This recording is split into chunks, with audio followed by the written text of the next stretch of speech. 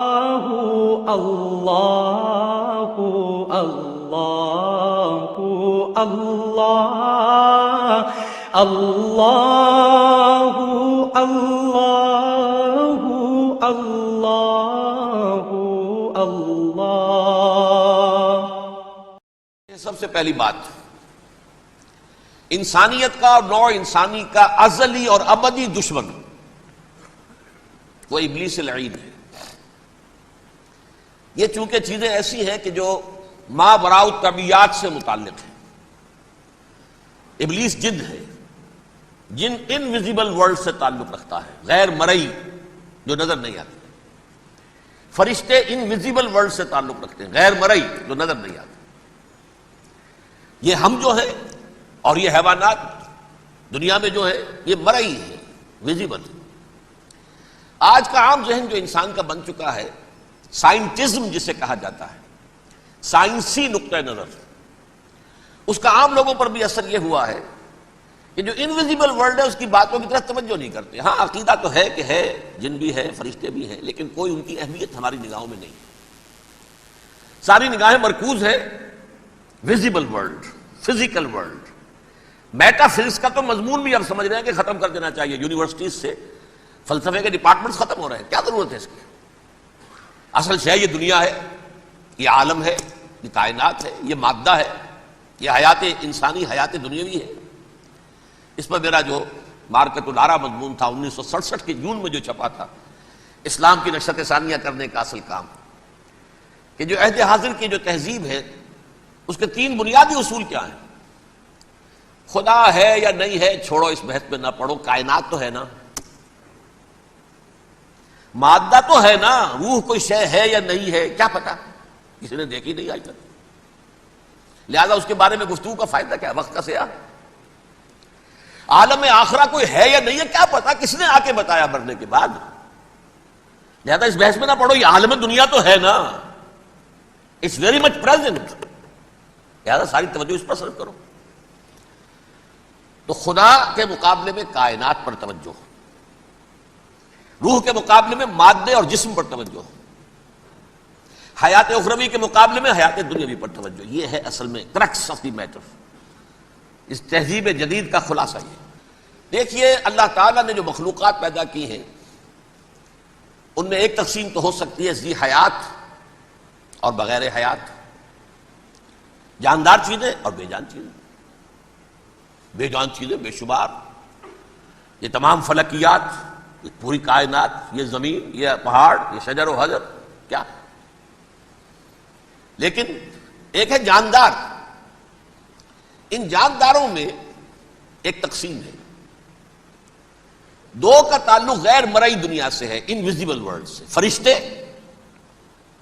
جو دکھائی نہیں دیتے، ان کی پیدائش ہوئی ہے نور سے۔ دوسرے جنات جو انسانوں سے پہلے پیدا کیے گئے، آدم سے پہلے، وَالْجَانَّ خَلَقْنَاهُ مِن قَبْلُ مِن نَارِ السَّمُومِ، جنات کو تو ہم بہت پہلے پیدا کر چکے تھے آگ کی لو سے، وہ بھی نظر نہیں آتے۔ تیسرے انسان اور اس دنیا میں جتنے بھی حیوانات ہیں، ان کا جو مادہ ہے وہ ارض، یہ زمین ہے، یہ مٹی سے بنے، تراب سے بنے، کرسٹ آف دی ارتھ سے بنے۔ اب ان میں ایک تقسیم ہے، ایک وہ ہے ان تمام میں شعور تو ہے، حیوانات میں بھی شعور ہے، خود شعوری جسے کہتے ہیں سیلف کانشسنس، یہ صرف 3 میں ہے، فرشتہ، جن اور انسان۔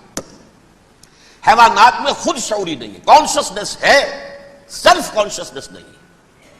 تھوڑی سی بات سے سمجھا دوں آپ کو، میں دیکھ رہا ہوں، آپ مجھے دیکھ رہے ہیں، کتا بھی کوئی یہاں ہوتا تو مجھے دیکھ رہا ہوتا، لیکن کتے کو مجھے دیکھتے ہوئے یہ احساس نہیں ہوتا کہ میں دیکھ رہا ہوں، یعنی کتے کو یہ احساس نہیں ہوتا کہ وہ دیکھ رہا ہے، مجھے دیکھ تو رہا ہے، اس کو میں کا احساس نہیں ہے کچھ۔ میں جب دیکھ رہا ہوں تو میں سمجھتا ہوں میں دیکھ رہا ہوں، میں ہوں کوئی شے جو دیکھ رہا ہوں، یہ خود شعوری ہے، سیلف کانشسنس۔ کسی بھی کام کو کرتے ہوئے اپنے وجود کا احساس، میرا فیصلہ ہے، میری رائے ہے، یہ ہے در حقیقت سیلف کانشسنس، انا، سیلف، خودی۔ یہ حیوانات میں نہیں ہے، یہ ہے صرف ملائکہ، جنات اور انسان۔ اب یہاں مسئلہ پڑ گیا، بڑا پرپیچ مسئلہ۔ اللہ تعالیٰ نے پہلے انسانی ارواح کو پیدا کیا نور سے، پھر ناگ سے پیدا کیا، نار سے، آگ سے جنات کو، پھر مٹی سے بنایا، آدم کا حی اللہ، اس میں روح پھونک دی، اب آدم بن گئے۔ اعلان یہ کر دیا کہ خلافت عرضی جو ہے وہ آدم کو عطا کی جا رہی ہے۔ یہ پیچ پڑ گیا۔ اس پر تھوڑا سا اشکال تو فرشتوں کو بھی ہوا، قرآن میں ہے سورہ بقرہ کے 4 رکوع میں، أَتَجْعَلُ فِيهَا مَن يُفْسِدُ فِيهَا وَيَسْفِكُ الدِّمَاءَ وَنَحْنُ نُسَبِّحُ بِحَمْدِكَ وَنُقَدِّسُ لَكَ۔ پروردگار اس آدم کو تو خلافت دے رہا ہے، زمین کے اندر اختیار دے دے گا، یہ تو فساد کرے گا، خوریزی کرے گا، ہم تیری تسبیح و تحمید میں لگے ہوئے ہیں، جو بھی حکم ہو ارشاد ہو ہم بجا لاتے ہیں، تو ضرورت کیا ہے؟ اس کا جواب اللہ نے دیا، انی عالم ما لا تعلمون، میری مشیت، میری حکمت وہ میں ہی جانتا ہوں، ضروری نہیں کہ تم اس کو شیئر کر سکتے۔ لیکن یہ جنات میں سے ایک جن تھا عزازیل۔ اب دیکھیے کہ جنات کو ایک قرب حاصل ہے ملائکہ کے ساتھ، کیوں؟ وہ نور سے پیدا کیے گئے، یہ نار سے پیدا کیے، کتنا قرب ہے دونوں میں۔ انسان پیدا کیا گیا مٹی سے، مٹی انرٹ ہے، آگ بھڑکتی ہے، اوپر اٹھتی ہے، شعلہ زن ہوتی ہے، انرجی ہے اس میں۔ نور اور نار میں بڑا قرب ہے، اور عربی کے ایک قاعدے سے تو یہ ایک ہی لفظ ہے، مادہ ایک ہی ہے، حروف علت جو ہے ایک دوسرے کی جگہ آ جاتی، تو یہ قرب ہے، اگرچہ زمین و آسمان کا فرق ہے دونوں میں۔ فرشتہ نور سے پیدا کیا گیا ہے، وہ پاک ہے، وہ اللہ کے کسی حکم کی خلاف ورزی کر ہی نہیں سکتا۔ لا یعصون اللہ ما امرہم ویفعلون ما یؤمرون، وہ جو بھی اللہ تعالیٰ حکم دیتا ہے اس کی کوئی معصیت یا نافرمانی نہیں کرتے، بلکہ جو حکم لیا جاتا مان لیتے۔ ذرا سا اشکال ہوا تھا، پوچھ لیا، جواب مل گیا، خاموش ہو گئے بس۔ لیکن عزازیل نامی ایک جن تھا، جو ایک تو جن ہونے کی نسبت سے فرشتوں سے کچھ نہ کچھ مماثلت تھی، قرب تھا، دوسرے یہ علم میں، زہد میں، عبادت میں اتنا اونچا تھا، اتنا اونچا تھا، اتنا اونچا تھا کہ یہ ملائکہ ہی کے صف میں شامل ہو گیا۔ اس نے علم بغاوت بلند کر دیا۔ جب حکم دیا گیا کہ سجدہ کرو آدم کو، اب یہ دیکھیے کس قدر یہ اہم مضمون ہے، اور آپ سوچ رہے ہیں یہ باتیں آج پہلی مرتبہ ہمیں اس طرح سنائی جا رہی ہیں، یہ باتیں تو علم میں آتی نہیں ہمارے۔ وجہ کیا ہے؟ آپ کو دلچسپی نہیں ان چیزوں سے۔ جدید تہذیب نے ان چیزوں کی اہمیت کو زیرو کر دیا۔ قرآن میں اہمیت کا کیا عالم ہے؟ 7 جگہ یہ مضمون قرآن میں آیا ہے کہ فرشتوں کو ہم نے حکم دیا سجدہ کرو آدم کو، سب نے سجدہ کیا۔ فسجد الملائکۃ کلھم اجمعون، سارے کے سارے، کل کے کل، سب نے مل کر سجدہ کیا آدم کو، اللہ کے حکم سے فوراً تعمیل کر دی۔ الا ابلیس ابا واستکبر وکان من الکافرین، ابلیس نے نہیں کیا، انکار کیا، استکبار کیا، گھمنڈ کیا۔ اور اس کو سورہ کہف میں بیان کر دیا گیا، یہ اس لیے کہ وہ اصل میں جنات میں سے تھا، اگرچہ شامل تو تھا فرشتوں میں اس وقت۔ کانا من الجن ففسق عن امر ربہ، وہ اصل میں جنات میں سے تھا، اس وجہ سے وہ اپنے رب کے اس فیصلے کے خلاف کھڑا ہو گیا، سرکشی تھی اس میں۔ یہ معاملہ اتنا اہم ہے، اب آپ سمجھیے کہ 7 مرتبہ سورہ بقرہ، سورہ اعراف، سورہ حجر، سورہ بنی اسرائیل، سورہ کہف، سورہ طٰہٰ، سورہ صاد، 6 مکی صورتوں میں ذکر ہے یہ، اور ایک مدنی صورت سورہ بقرہ۔ ان میں سے اکثر مقامات پر پھر جب اللہ نے کہا کہ اچھا تم نے یہ سرکشی کی ہے اور ہمارے حکم کی خلاف ورزی کی ہے تو یہاں سے نکل جاؤ، دفع ہو جاؤ، تم مردود ہو، مردود، ملعون، ان علیک لعنتی الی یوم الدین، اب تجھ پر لعنت رہے گی میری قیامت کے دن۔ اس نے کہا اچھا پروردگار پھر مجھے ذرا مہلت دے دے، رب فانظرنی الی یوم یبعثون، قیامت تک میری زندگی طویل کر دے۔ فذهب فإنك من المنظرین، کہہ دیا اچھا جاؤ، تمہاری یہ درخواست بھی ہم نے قبول کی۔ انہوں نے کہا پروردگار اب میں اس آدم کو بھی گمراہ کر کے چھوڑوں گا اور آدم کی نسل کو تباہ کر کے چھوڑوں گا۔ انتہائی شدید چیلنج کے انداز میں یہ قرآن مجید میں 4-5 مرتبہ مضمون آیا ہے۔ میں نے صرف 2 جگہ سے آپ کو اس وقت کوٹ کر کے سنایا تھا۔ سورہ اعراف میں اللہ تعالیٰ فرماتے ہیں قالا، اس پر ابلیس نے کہا فبما اغویتنی، تو اے رب جو تو نے مجھے گمراہ کیا ہے، مجھے ذلیل کر دیا، مجھ پر فوقیت دے دی اس کو، انا خیر منہ، میں اس سے بہتر ہوں، خلقتنی من نار وخلقتہ من طین، بنایا تو نے مجھے آگ سے اور اس کو بنایا مٹی سے، پھر مجھ سے مطالبہ کہ میں سجدہ کروں، اور میں نے سجدہ نہیں کیا تو اب تو نے مجھے ملعون قرار دے دیا۔ قال فبما اغویتنی لاقعدن لهم صراطک المستقیم، اب میں یہ نسل آدم کے لیے، اس کو برباد کرنے کے لیے تیری سیدھی راہ کے اوپر گھات میں بیٹھوں گا، سیدھے راستے پر چلنے نہیں دوں گا۔ ثم لآتینہم من بین ایدیہم، پھر میں ان پر حملہ آور ہوں گا، ان کے سامنے سے بھی، ومن خلفہم، ان کے پیچھے سے بھی، وعن ایمانہم، ان کے داہنی جانب سے بھی، وعن شمائلہم، اور ان کے بائیں جانب سے بھی، ولا تجد اکثرہم شاکرین، اور تو دیکھے گا کہ ان کی اکثریت تیری شکر گزار بندوں پر مشتمل نہیں ہوگی۔ یہ چیلنج تھا، اور ایک چھوٹا سا چیلنج جو سورہ صاد میں آیا ہے، اور یہاں تو اس نے اللہ کے جلال کی قسم کھا کر کہا، قال فبعزتک لأغوینہم اجمعین، اے رب تیری عزت، تیرے جلال کی قسم ہے میں ان سب کو گمراہ کر کے چھوڑوں گا، الا عبادک منہم المخلصین، سوائے ان میں سے وہ کچھ لوگ جنہیں تو خالص اپنا بندہ بنا لے، جنہیں تو اپنا بندہ بنا لے۔ مخلص، مخلص نہیں، مخلص یہ مفعول ہے، فاعل نہیں ہے، جسے تو بنا لے۔ بعض لوگوں کو اللہ چن لیتا ہے، ہو اجتباکم، تمہیں چن لیا ہے، استفاء، اجتباء، بس وہ بچیں گے جن کو تو اپنی خاص امان میں لے لے گا، باقی میں سب کو گمراہ کر کے چھوڑوں گا۔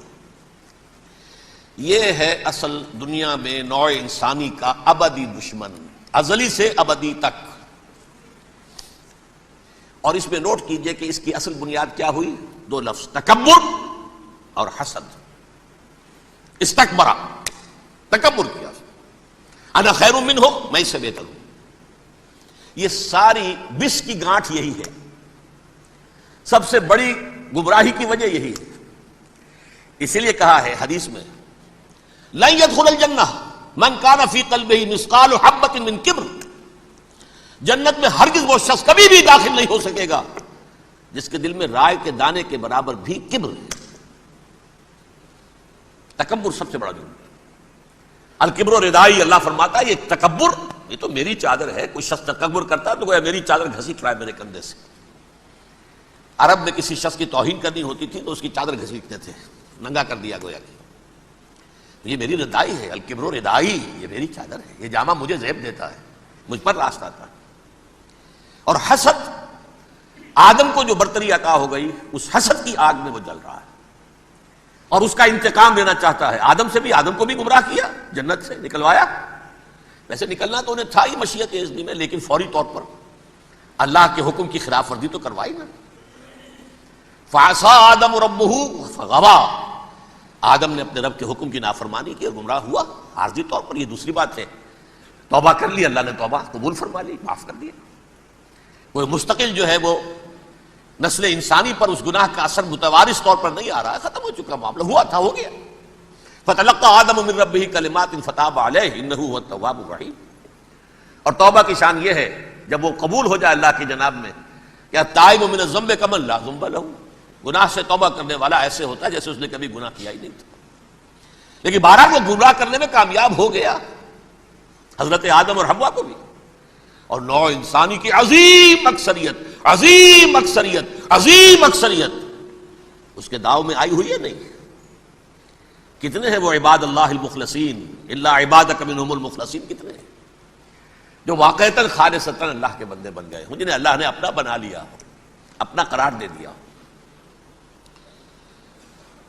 اب اس کے ساتھ نوٹ کیجئے، اس ابلیس کے ساتھ ایک فوج بھی ہے، جسے قرآن مجید میں کہا گیا ہے یہ اس کی پارٹی ہے، حزب الشیطان، یہ اکیلا نہیں ہے۔ ایک تو وہ عزازیل ہے، اس کی طویل ترین عمر اللہ نے دے دی، وہ تو قیامت تک رہے گا۔ باقی بھی جنات جو ہیں ان کی نسل میں سے، جو اس کی نوع میں سے، اس کی نسل میں سے، جنات کی عمریں انسانوں کی عمروں سے زیادہ ہیں، بہت زیادہ ہیں، لیکن پھر بھی اتنی نہیں ہے۔ یہ خاص ہے اس کا معاملہ کہ اس نے کہا تھا رب انظرنی الی یوم یبعثون، مجھے دے دے مہلت اس وقت تک تاکہ میں ثابت کر کے دکھا دوں کہ جسے تو نے یہ خلافت دیا یہ اس کا اہل نہیں ہے۔ Let me prove this point ولا تجد اکثرہم شاکرین، تو ان کی اکثریت کو شکر گزار نہیں پائے گا۔ وہ ابلیس جو ہے وہ ریکروٹ کرتا ہے اپنے فوجی، اول تو خود جنات میں سے جو اس کے نمبر 1 لشکری ہے۔ قرآن مجید میں اس کا اشارہ دیا گیا ہے، انہو یراکم ہوا وقبیلہ من حیث لا ترونہم۔ دیکھو لوگو، اے انسانوں، وہ ابلیس لعین عزازیل اور جو اس کے قبیلے کے لوگ ہیں، جنات ہیں، وہ تمہیں وہاں سے دیکھتے ہیں، تاکتے ہیں اور حملہ کرتے ہیں جہاں سے تم انہیں نہیں دیکھتے۔ وہ غیر مرئی ہیں، انویزیبل ہیں، تمہیں نظر نہیں آتے۔ ویزیبل دشمن کا وار تو روک لو گے، انویزیبل کا کیسے روکو گے؟ انہو یراکم ہوا وقبیلہ، اکیلا ہی نہیں ہے وہ تو تمہیں تاکتا ہے، تم پر حملہ کرتا ہے، گھات میں لگ کر جو ہے تمہارے اوپر حملہ کرتا ہے، وہ بھی اور اس کے ساتھ اس کے قبیلے کے لوگ، جنات بھی، من حیث لا ترونہم، جہاں سے کہ تم انہیں نہیں دیکھتے۔ لیکن اس کے علاوہ وہ انسانوں میں سے بھی ریکریوٹ، رنگ روٹ وہ برپا کر، وہ جو ہے ان کو اپنے پاس رکھتا ہے فوج کے اندر، جس کی سب سے بڑی مثال کیا ہے؟ سورہ مجادلہ میں اللہ تعالیٰ نے منافق، حالانکہ وہ کون تھے؟ بظاہر حضور کا کلمہ پڑھنے والے، حضور کے پیچھے نماز پڑھنے والے، اسلام کا دعویٰ کرنے والے، ان کو اللہ فرماتا ہے اولئک حزب الشیطان الا ان حزب الشیطان هم الخاسرون، یہ شیطان کی پارٹی کے لوگ ہیں۔ وہاں مقابلے میں آیا ہے اولئک حزب اللہ الا ان حزب اللہ هم المفلحون، یہ دو پارٹیاں ہیں، حزب اللہ اللہ کی پارٹی جو اس کے مخلص بندے ہیں، وہ اللہ کی پارٹی، اور جو شیطان کے مرید بن گئے اس کے ہاتھ پر بیعت کر لی، لہذا وہ اس شیطان کی پارٹی کے لوگ ہیں، چاہے وہ انسان ہو چاہے جن ہو۔ تو انسانوں میں سے بھی اس کے حزب میں، اس کی پارٹی میں اس کے ایجنٹ ہیں اور بہت ہیں، بلکہ بہت سے تو ایسے ہیں کہ جو جنات کے بھی کان کتر دیں، ان کو بھی شیطنت سکھا دیں، پڑھا دیں۔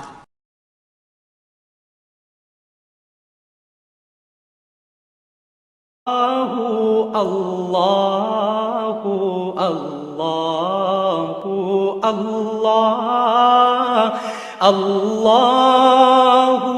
اللہ اللہ اللہ